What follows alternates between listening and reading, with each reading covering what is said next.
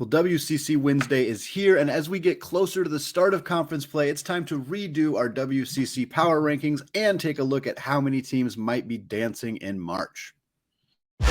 You are Locked On Zags, your daily podcast on the Gonzaga Bulldogs.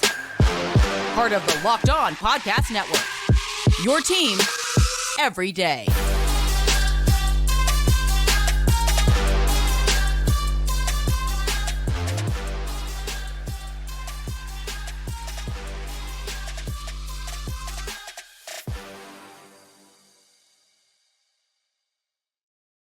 What is going on, y'all? Welcome to the Locked On Zags podcast, part of the Locked On Podcast Network, your team every day.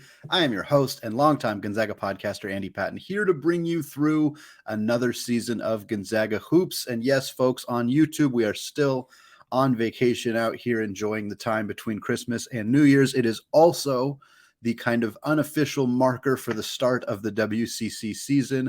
The West Coast Conference is one of the conferences that starts their season a little bit later than everybody else. Pac-12, Big East, many other conferences have already gotten into their conference season. WCC tends to wait till New Year's Eve or right around New Year's Eve. That is, of course, when Gonzaga tips off their conference slate against the Pepperdine Waves on the 31st at 2 p.m.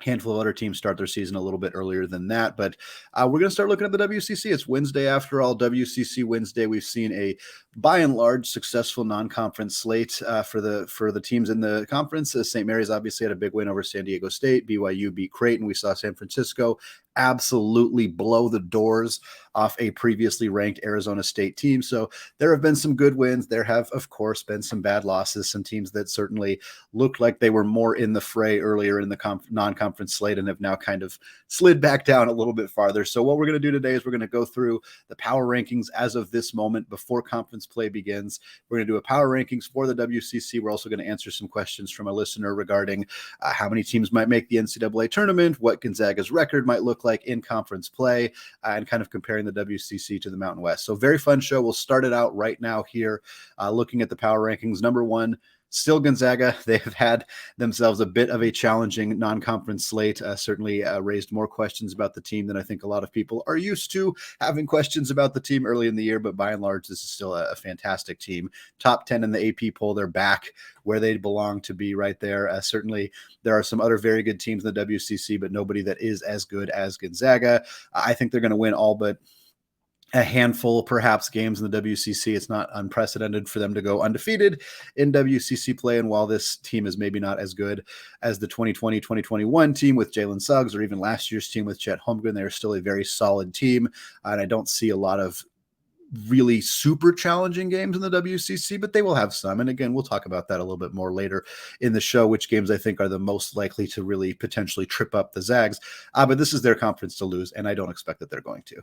Number two on our power rankings is the same team that is almost always number two on our power rankings when talking about the WCC, and that is, of course, Randy Bennett and the St. Mary's Gales. For right now, I'm using KenPom rankings, not to fully determine the power rankings, but at least as a good barometer. Gonzaga is 11th in the KenPom rankings. St. Mary's is 18th in the KenPom rankings, and I think that is a good barometer to realize they didn't even get a single vote for the AP Top 25 this past week. Now, they did have two bad losses on their resume, one to the University of Washington, one more recent to Colorado State in the Mountain West. They're 10-4 on the year. Unfortunately, 10-4 teams in mid-major conferences just don't get ranked very often. It is an unfortunate byproduct of still being a mid-major program. Certainly, Gonzaga is a 3-loss team, but their 3 losses are to top 25, top 15 caliber teams in the country. So that kind of changes the equation a little bit for St. Mary's. 2 good losses, 2 bad losses, and some decent wins too, but nothing like Gonzaga's wins over Kentucky and Alabama. That's kind of the separator here. St. Mary's wins over San Diego State. That's a very nice victory for them. Wyoming, New Mexico State, Oral Roberts, all good quality mid-major programs. Not moving the needle as much as some of Gonzaga's victories. So St. Mary's a little bit farther behind right now. The computers love them. I think that's worth monitoring. I think they absolutely are pretty as close to on par with Gonzaga as they've maybe been in a while, but I'm still leaning with the Zags, of course. St. Mary's freshman guard Aiden Mahaney fantastic young player. He had 20 points on, I think, 9 field goal attempts against San Diego State. He had 6 free throws down the stretch, sank every single one of them to bury the Aztecs. Really nice young player that Gonzaga fans are going to really hate in the next couple of years. Number 3 in the WCC is the Dons of the University of San Francisco. They are 86th in KenPom. So, of course, we'll talk about that a little bit later, but only 2 teams in the top 50, top 60, top 75 in the KenPom rankings for the WCC. That's going to make it hard to be more than a 2-bid league in the NCAA tournament. The Dons 11-4 on the year. They began 6-0. Looked like the Chris Gerlofson era was off to a really good start. It still is, mind you, but they struggled a little bit after that, just 5-4 since that 6-0 win streak. They got spanked pretty badly by Utah State.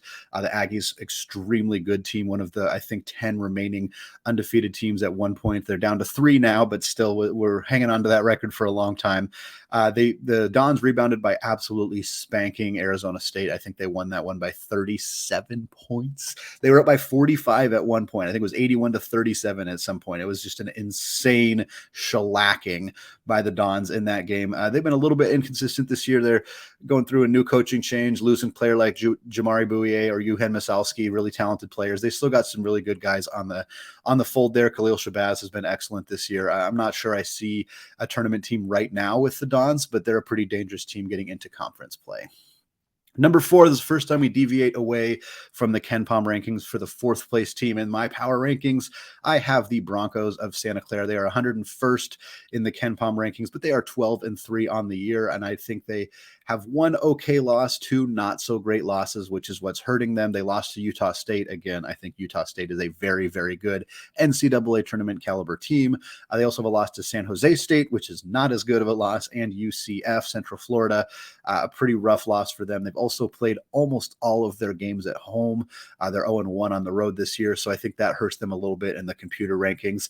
They do have some decent wins. They have a win over DePaul, a Big East opponent, a not particularly good Big East opponent, but regardless, it is still a nice win over a Power 6 team. They also just recently secured a win over Boise State, Leon Rice's club over in Idaho, and that was a huge win for them. So I think that they're kind of on the up and up. We saw this a little bit last year. They struggled early in the year, got some guys healthy and really just kind of ran with it, but their expectations were lower this year without Jalen Williams, without PJ Pipe, some of the guys that really kind of led them in previous years. They got a transfer out of Illinois, Brandon Podziemski. He's been nothing short of incredible, all WCC caliber players, averaging 18-9 right now. Really nice to see them continue to reload, and they're going to challenge really heavily for a top three spot, in the WCC. Rounding out the top 5 of our power rankings is the BYU Cougars Mark Pope squad in their final year in the WCC. They are 91st in KenPom, so we leaned with Santa Clara. They have a little bit better record, a little bit more consistency. BYU has played a more difficult schedule. They are 10-5 on the season, but they are on a 5-game winning streak, so we have seen them kind of start to rebound from their early season struggles. Their ugly losses are to South Dakota and Utah Valley, and boy howdy, those are pretty ugly losses for a team that's going to be in the Big 12 next season. That's not going to be particularly excusable for them to lose those kind of games. They have a nice win over Creighton, though. That was a huge victory for them. Ryan Kalkbrenner was playing through an illness in that game, their big center for the Blue Jays. So a bit of a grain of salt there, but still a win is a win, and a win over Creighton is still a nice victory for the Cougars. They also have a win over regional rival Utah, which is one of the better teams in the Pac-12, and then a nice win over solid mid-major program in Dayton. They're still trying to figure it out. Rudy Williams is their transfer from Coastal Carolina. He started the season as a starter. He ended up transitioning to a bullpen. He ended up transitioning to a role on the bench, and that has helped. So I think they're still kind of figuring out all the pieces at BYU, but I think this is a team that could absolutely do some real damage in the WCC, even if they've been just kind of mid-level in the non-conference slate. Well, there's always a chance somebody in the WCC rises up and steals a bid in the West Coast Conference tournament. Anything can happen in the Orleans Arena in Las Vegas. We're going to talk about a few teams who might be able to pull that off. But first, today's episode of Locked On Zags is brought to you by BetOnline. College basketball and the NBA are back in action, and college football and the NFL, of course, remain in the thick of their playoff seasons. BetOnline.net is your number one source for all of your betting needs and sports information. From all the latest odds, contests, and player props, you name it. BetOnline remains the best spot for all the latest sports developments, including podcasts and reviews for all of the leagues this season. And it's not just basketball. BetOnline is your continued source for all your sports wagering information needs, including live betting and your favorite Vegas casino games. They even have lines for coaching changes across every major sport, so even in the offseason, you can get your fix. Head to the website today or use your mobile device to learn more about the trends and action. BetOnline, where the game starts. All right, segment 2, still Andy Patton, still Locked On Zags. I want to sincerely thank all of you for making Locked On Zags your first listen of the day. For your second listen today, go check out the Locked On Sports Today podcast. From the games that matter the most to the biggest stories in sports, go beyond the scoreboard and behind the scenes with local experts and insights that only Locked On can provide. Locked On Sports Today, available on this app, YouTube, and wherever you get podcasts. All right, let's power through our power rankings here through the middle to bottom half of the West Coast Conference. We talked about our top 5: Gonzaga, Saint Mary, San Francisco, Santa Clara, and BYU. I don't think any super surprises in there. There are a couple of teams that are kind of all bunched together. That includes Santa Clara at 101st in the KenPom rankings. These next 2 teams are kind of right in that conversation as well. The middle of the WCC is highly competitive for those spots. Number 6 in the power rankings as of right now is the Lions out of LMU. Stan Johnson's got this team doing some really nice stuff after kind of limited expectations coming into the year. 110th in KenPom, 10-4 on the year. They should honestly be 11-3. They blew, I believe it was an 18-point lead to UC Riverside very early in the season. Riverside came all the way back, ended up winning that game. Really tough one there. None of LMU's other losses are particularly bad. They lost to Utah State. Again, that seems to be a theme for a lot of teams in the WCC this year. Utah State has been rolling to begin the year. They also lost to UC Irvine, one of the better teams in the Big West, and also lost to Colorado State. That's their 4 losses. Not bad at all, especially when you look at their wins. They have some good wins. They have a Power 5 victory over Wake Forest. They have a Power 6 victory over Georgetown. Yes, Georgetown is particularly awful as a Big East team, but you know what? I'm happy whenever the WCC beats the Big East. So wins over Wake, wins over Georgetown, a nice win over Nevada, a mid-level but solid Mountain West program, and then a win over Grand Canyon as well. For the Lions, I think they lost Eli Scott, who was such a monstrous part of what they did for so long in the middle. And I think it's almost opened up their offense in a way. It's not that he was detrimental to what they were doing, but you can see their offense is a little bit more free, a little bit more open without Eli Scott manning the middle. Cam Shelton has really stepped up in a major way for this team. He's averaging 19 points, 6 boards, and 4 assists. LMU is a team that has the kind of guard play that can be a little bit scary, but I'm not sure that they have the depth to necessarily be a real competitor in the WCC, but this is far and away a better team than people expected them to be when the season began. Next up, one of the most talked about teams in the WCC this season. A little surprising to see them down at 7th. That is Shante Leggins' Portland Pilots. They are 120th in KenPom, which is still a really nice spot for them to be. Still a reminder of what this looked like in the Terry Porter era when they were twice as bad. They were 250th or so in the KenPom ranking. So to see them up at 120th, to see them with an 8-7 record, to see them having played a really tough gauntlet of games because of their ability to play in the Phil Knight Invitational, really, really nice to see where this program is right now. They lost 3 of their last 4, which has been tough to see. They lost to Oregon. Not a terrible loss. Lost to UC Riverside and also lost to North Dakota State. Those ones are going to sting a little bit there. We, of course, have talked a handful of times about their performance in the Phil Knight Invitational.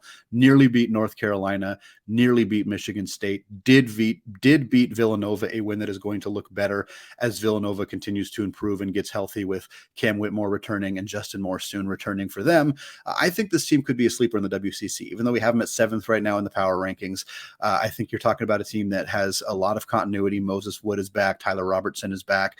They returned the vast majority of their minutes from last season. I think this is a team that could really do some damage here in the conference. I don't really see, there's not an at-large tournament resume here, even with some close games against good teams. So they're going to have to win it if they want to make the tournament. I'm not sure they have the horses to beat Gonzaga, but if I was picking a team outside the top 5 to potentially make a deep enough run to make it to the WCC championship game or even pull off a victory there, I think I'm taking the Pilots. Number 8 is a young and exciting team that hasn't quite lived up to expectations yet, and that is the Waves of Pepperdine. They are 143rd in KenPom, so just a note there. 8 teams in the WCC are in the KenPom top 150. Top 150 isn't necessarily an elite barometer for anything, but for a mid-major conference, specifically a mid-major conference that gets criticized for being extraordinarily top heavy, certainly gets criticized by less educated college basketball fans in more demeaning ways than that. But they have 8 teams in the top 150 in KenPom. That's pretty dang good. That is really, really good for this conference to show that they're not just a 1 or 2 horse race. Like, they maybe don't have a ton of tournament teams this year, but they have a lot of good quality teams that are tough outs for anybody who plays them. Pepperdine 7-7 on the year, started out pretty good, have been 2-5 in their last 7 games. Don't have any super marquee wins, which is why they're a little bit lower, despite not playing all that bad this year. Their best win so far this season, I think, is UC Irvine. They have losses to Grand Canyon, a recent loss to Hawaii in the Diamond Head Classic down in Hawaii, lost to Iona and Rick Pitino's squad. So, they've lost some games they shouldn't lose. They haven't really won too many games that they needed to win. So they're kind of still stuck in the middle a little bit here, but this is a really talented team. And they have 2 of the best NBA prospects in the entire WCC, including Gonzaga. Maxwell Lewis is an absolute star waiting to happen. He's 6'7". He can create for himself. Good shooter, good defensive player, long, athletic. Like, he's not exactly like Jalen Williams as a basketball player, but reminiscent of like, hey, this is a WCC player, not from Gonzaga, not from Saint Mary's, who's not only like, hey, he might be an NBA player. Like, hey, no, he's like a first round caliber pick. Jalen Williams, of course, went 12th overall and now looks like a potential top 5 pick in the recruiting class, or excuse me, in the draft class last year for the NBA. And Maxwell Lewis could be that guy. Like, he could rise at that similar level. They also have Houston Millett at Pepperdine. He's fantastic. He's a little undersized, so his NBA potential is maybe not as concrete. But he's a good point guard. He's a great outside shooter, really athletic.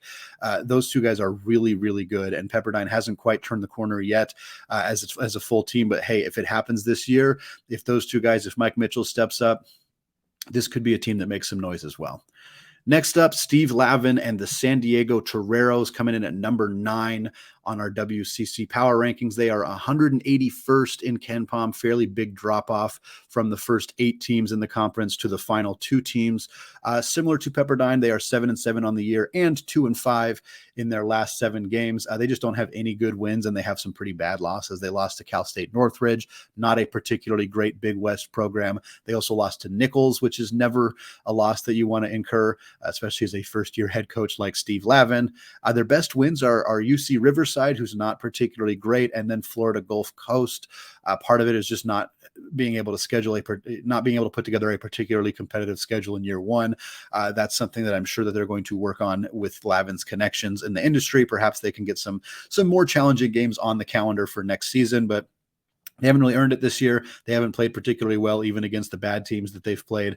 This team has some work to do, but they got some nice players in the transfer portal last year, and that's showing up so far this year. The biggest contributor has been Eric Williams out of the University of Oregon. He has been a monster for San Diego. He scored 42 points in the game earlier this year, set a franchise or school record for the Toreros. He's averaging 15.5 points and 10 rebounds per game.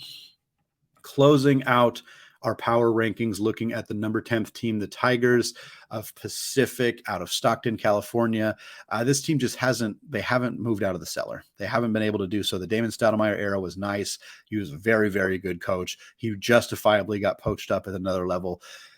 And then since then, we just haven't really seen this team really kind of been spinning their wheels. 232nd in KenPom, 50 spots below the next lowest team in the WCC. They are far and away the worst team in the conference. That has not changed.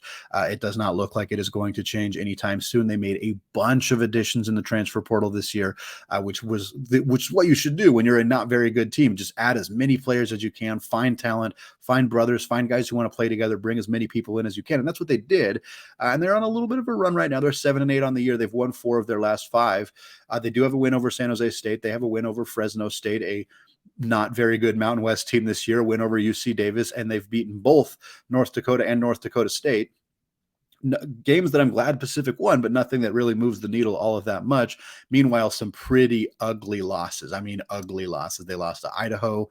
They lost to Mount St. Mary's. They lost to NAU, Northern Arizona, and they lost to Cal State East Bay. So when this team's not on, they can lose to just about anybody. Very balanced scoring attack from Pacific. 4 guys, that's not a joke. 4 guys averaging between 10.7 and 10.8 points per game. That is very balanced. It is unfortunately probably not. They need somebody to step up and be that guy, the lead guard, the lead scorer, an automatic go-to bucket, and they just don't have that on this roster. It's been unfortunate to see Pacific not really take a lot of strides since joining the league. I presume that if the WCC makes additions in lieu of BYU leaving, pretty much whoever they add is probably going to be a better contributor in this conference than the Pacific Tigers have been up to this point. All right, we're going to close out the show looking at how many WCC teams could make the NCAA tournament and what Gonzaga's record might look like in conference play right after this. All right, segment 3, still Andy Patton, still Locked On Zags, still hammering through WCC Wednesday here as we get set to begin conference play very shortly. 3 questions here from Jeff via Gmail. I haven't been doing Mailbag Monday all that much, in part because Gonzaga's schedule hasn't really lined up to do so. We're hoping to bring it back a little bit more so as we get into conference play. But what I've been trying to do is answer people's questions that come through in other segments throughout the podcast, 5 episodes a week. There's always opportunities to answer you guys' questions. These 3 questions were all WCC related, again, from Jeff via Gmail. So I thought we'd kind of close the show talking about those. First question here, he says, what do you think are the most difficult WCC games for Gonzaga this time around? You know, it's funny. It doesn't look that different than the previous challenging Gonzaga games. I think the first one that I would want to mention is at the University of San Francisco. That game is on January 5th. One of their first games out of the gate in the WCC play at War Memorial in San Francisco. That place has always been a tough place for the Zags to play. San Francisco, despite Todd Golden moving on to Florida, they are still very analytically driven. They are still very good at exploiting mismatches and finding weaknesses. Gonzaga has showed a lot of weaknesses this year. I expect that Gerlofson and his assistant coaches, including former Gonzaga guard and former guest of the Locked On Zags podcast, Kyle Bankhead, I am guessing they are going to be very good at finding Gonzaga's weaknesses and trying to exploit them on the road. I think that's a tough matchup for the Zags. Next up, at BYU. Gotta have at BYU on there. It's always a tough game, regardless of whether BYU is having one of their better conference seasons, one of their not so good conference seasons. The Marriott Center is popping off every single time you play there. That game is on January 12th, so still pretty early in the WCC season. BYU is playing pretty well right now. They still got some issues. I think the backcourt is questionable. Fasuni Traore has been great in the front court. After that, it's a little bit questionable. Gideon George has been good. Rudy Williams, we talked about him earlier. He's been good, but hasn't really been super consistent for the Zags. I think the Zags are longer, more athletic, more talented. I think they'll win that one, but it's never easy to play at the Marriott Center. And then, of course, at St. Mary's, February 4th, in Moraga, California. That's going to be a tough one. It's always a tough one. St. Mary's is very, very good this year. Again, their KenPom rankings are only 7 spots apart from each other. So you're talking about a pretty darn even matchup. Randy Bennett is very good at exploiting mismatches for Gonzaga. He's very good at slowing the game down, forcing turnovers. Gonzaga has been coughing the ball up a fair amount this year. By February, I think some of that stuff will be ironed out. It already has been ironed out in a significant way. Another fun reminder, Nolan Hickman, I don't think he had 3 straight games where he didn't turn the ball over. I don't know if he had a turnover in the Montana game, but he's been much better at taking care of the basketball.